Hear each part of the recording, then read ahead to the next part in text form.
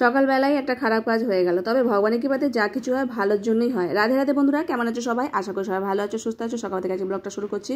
মায়াপুর গেছিলাম, তুলসী মালা কিনে নিয়ে এসেছিলাম, সেটা ঘরেই ছিলাম, ভগবানের চরণে অফার করে এখন ধারণ করেছি। কারণ সকালবেলায় দেখো এই খারাপ কাজটা হয়ে গেছে। এটা দীক্ষার মালা ছিল, অনেকগুলো বছর গেল, তো দেখছি ছিঁড়ে পড়ে যাচ্ছে, তো সেই জন্য আবার একটা নতুন মালা ধারণ করে নিচ্ছি। আর ওই মালাটা বেশ ভালোই ছিল, গুরুদেবের আশীর্বাদযুক্ত ওই মালা ছিল। যাই হোক, ওটা ছিঁড়ে গেছে, একদমই খারাপ হয়ে গেছিলো, পুঁতিগুলো ছিঁড়ে ছিঁড়ে পড়ে যাচ্ছিলো। খুলে রেখে দিলাম, একদম সুতো থেকে বাদ চলে গেছে। আর রান্না বসে দিয়েছি, একদিকে বিউলির ডাল করেছি, আলু ভাজা দিয়েছি প্রেসার কুকারের মধ্যে। আর প্রভুজি আগের দিন নিয়েছিল কুমড়ো ফুল, তো আগের দিন তো রান্না বান্না হয়নি, তো সেটাকে ফ্রিজে রেখে দিয়েছিলাম, এখন বানিয়ে নিচ্ছি। আর পকোড়া মতো করে নিচ্ছি বেসন চালের গুঁড়ো দিয়ে, এরকম বেশ ভালো লাগে। বেশি কিছু রান্নাবান্না করছি না, কেননা যেহেতু কালকে উপোস গেছে। বিউলির ডাল, ওদিকে পকোড়া করেছি, আর একটু আলু ভাজা দিয়েছিলাম, আলু চোখা করেছি, শুকনো লঙ্কা ভেজে মেখে আবার কড়াতে ভেজে নেওয়া। আর গন্ধরাজ লেবু সাথে শশা দিয়ে, আর একটু দই ছিল, কলা ছিল, সেই দিয়ে ভগবানকে সেবা দিয়েছিলাম। তো ভোগ নিবেদন হয়ে গেছে সকাল সকাল, এটাই এখন প্রসাদ পাচ্ছি।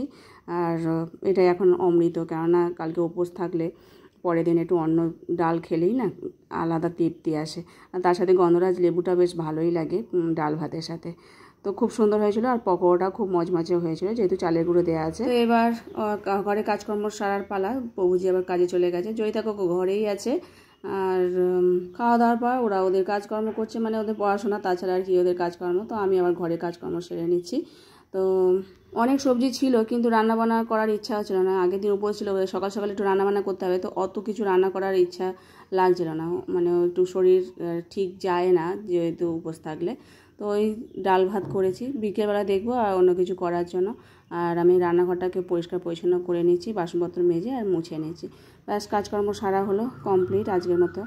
এটা হলো সন্ধ্যাবেলা, একটু সন্ধ্যা আরতি করে নিয়েছি, একেবারে জামা কাপড় পরে নিয়েছি, একটু বেরোবার আছে, কিছু কেনাকাটা করার আছে।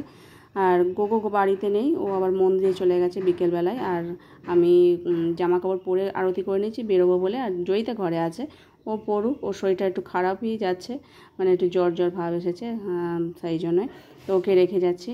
আর আমি সন্ধ্যা আরতি করে নিই, আবার বেরিয়ে পড়ো। প্রভুজি আর আমি যাচ্ছি একটু কেনাকাটা, মানে একটু বাটার দিকেই এসেছিলাম কেনাকাটা করার জন্য মল্লিক বাজারে। তো কিছু বাসনপত্র গরম পড়ে গেছে, একটু বোতল এসব কিনছি, কেন জল খাওয়ার জন্য বোতলগুলো খারাপ হয়ে গেছে। তারপর আইসক্রিম খেয়ে একবারে বাড়ি চলে যাচ্ছে। এই যে মিল্টনে কয়েকটা বোতল কিনেছি, এগুলো বেশ ভালোই। আর এইটা কিনেছি, এর মধ্যে এই যে গাজর ক্যাপসিকাম কোচাবার জন্য। আর কয়েকটা ছোট ছোট পাখা কিনেছি, মানে চার্জ দেয়া পাখা।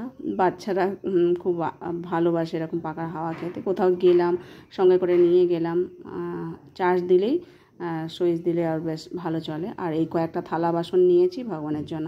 তো রাতের জন্য আবার চাউমিন করতে হচ্ছে। গোগো তো মন্দির থেকে খেয়েই আসবে, তাই অল্প করেই করছি, জয়িতা আমরা দুজন, সেই জন্য।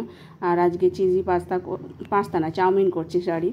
তো চিজি চাউমিন করবো বলে ওটা সবজি ভাজছে, একটু দুধ জাল দিয়ে দিচ্ছি ভগবানকে দেওয়ার জন্য। দুধটা জাল দিয়ে রেখে দেবো ভগবান। তো রান্নাবান্না হয়ে যাওয়ার পর ভগবানের ভোগের থালাটা সাজিয়ে দিচ্ছি, দুধ দিয়ে দিলাম, আর চাউমিনটা দিয়ে দিলাম। উপর থেকে শশা কুচি, একটু চিজ ঝিরিঝিরি করে রেখেছি, সেটাকেও ছড়িয়ে দিচ্ছি। একটু গলে গেলে বেশ দেখতে ভালো লাগে, খেতেও ভালো লাগে। সস দিয়ে, কাঁটা চামচ দিয়ে ভগবানকে সেবা দিয়েছিলাম।